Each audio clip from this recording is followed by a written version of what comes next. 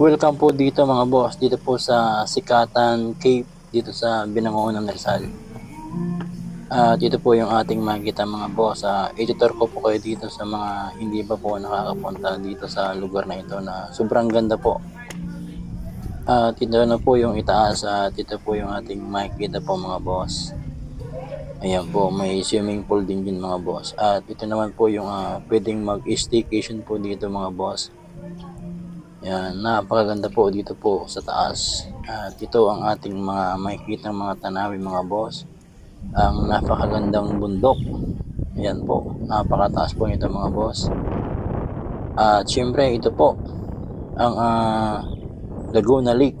Ayan, napakaganda po yung tanawin po dito na sobrang nakakamangha, kaya walang ibang gawin kundi i-enjoy po yung sarili po natin dito para mag-unwind po. Ayan, napakagandang lugar.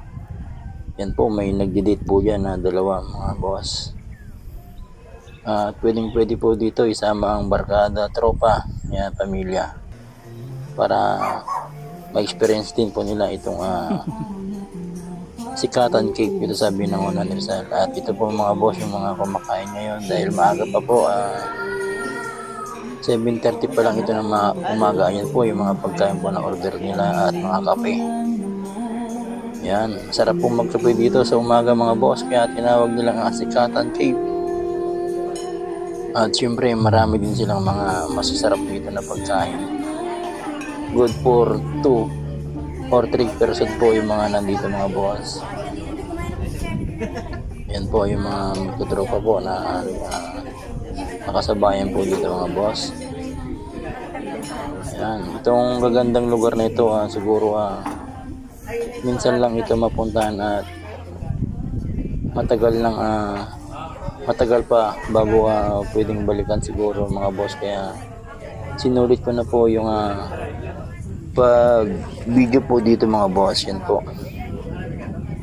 para kahit hindi na po makapunta dito, may alaala po dito mga boss, may mga remembrance po ako dito sa ganitong magandang lugar. Yan po ang Sikatan Cave. Grabe, ganda po dito pala mga boss. Bukod sa nasisikatan na kami ng araw, hindi po mainit dahil ang lugar na ito at mahangin, malamig. Kaya yung sikat po ng araw baliwala lang po. At ito yung nagpapaganda ng view.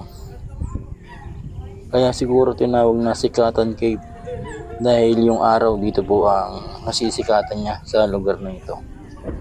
Ganda, ganda.